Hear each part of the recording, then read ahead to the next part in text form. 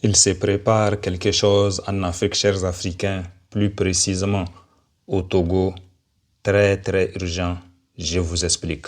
Alors, chers Africains, enfin, la jeunesse togolaise, depuis la détention de Amaron, a décidé de se mobiliser, de se surpasser, de se surclasser et d'aller arracher sa liberté, son indépendance et sa souveraineté à la main du dictateur qui est le gouvernant de ce pays.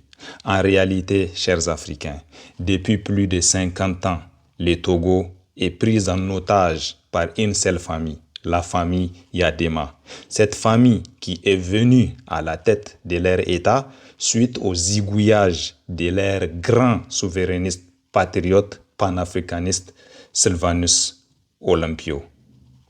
Alors, chers Africains, depuis plus de 50 ans, les Togolais nagent dans tous les problèmes sociopolitiques et économiques qu'un peuple peut connaître. Depuis plus de 50 ans, cette famille qui est à la tête de l'État du Togo n'a résolu aucun problème que le peuple togolais connaissait et connaît encore. Au Togo, il n'y a pas encore assez d'hôpitaux, ni même d'hôpital sophistiqué pour apporter une sécurité sanitaire au Togo. C'est ainsi pour l'éducation. Les Togolais n'ont pas encore atteint l'autosuffisance alimentaire, ni non une sécurité militaire. Tout le bilan de Fort Gnassingbé ainsi que de son paternel est un échec artistique, un échec incroyable. Sa médiocrité est à analyser dans des laboratoires. Parce que ce président togolais ainsi que son paternel ont échoué à toutes les missions que les Togolais les ont confiées, mais pire encore, ils ont mis le Togo dans une situation chaotique. Alors aujourd'hui, la jeunesse togolaise a compris qu'en réalité, ce n'est pas un président qu'elle a, mais c'est un gardien de prison. Parce que cet homme, ce dictateur, devenu pour eux un détracteur, a transformé le Togo en une prison à ciel ouvert pour les Togolais. Tout Togolais qui expose une idée contre ses idées, il l'envoie directement en prison. Les Togolais n'ont aucune liberté. Ils n'ont ni la liberté de s'exprimer, ni même la liberté de profiter de leurs terres et des richesses de leurs terres.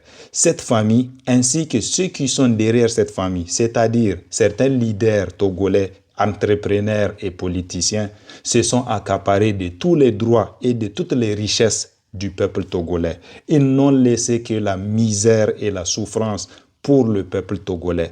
Leur mépris est si énorme envers leur propre peuple. Et pire de tout ça, même le droit d'élire, de voter pour quelqu'un qu'ils aiment, pour qu'il ait la chance d'avoir enfin un homme patriotique, souverainiste, indépendantiste à la tête de leur État, cet homme les avait privés de ça.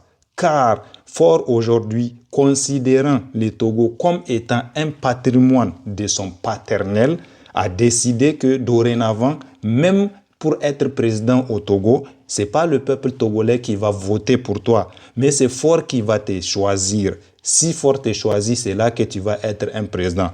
Et c'est pour cela que le président actuel du Togo, c'est un président qui a été choisi par Fort Gnassingbé. Vous voyez à quel niveau de décadence cet homme est en train d'amener le Togo. Alors, cher peuple togolais, nous vous supportons, nous vous soutenons. N'acceptez plus cette infamie. N'acceptez plus cet homme qui est à la tête de votre État, mais qui mène une politique qui vous détruit.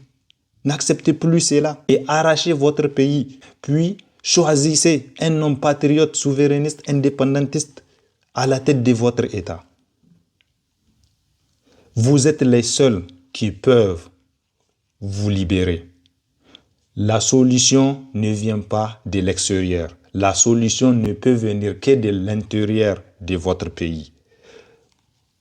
Luttez pour récupérer vos terres. Luttez pour protéger vos richesses. Cet homme, il n'est pas là pour votre service. Cet homme, il est là pour l'agenda des impérialistes et des capitalistes. Vive le peuple togolais, vive le Togo, vive les Africains intelligents, vive l'Afrique des fiers guerriers.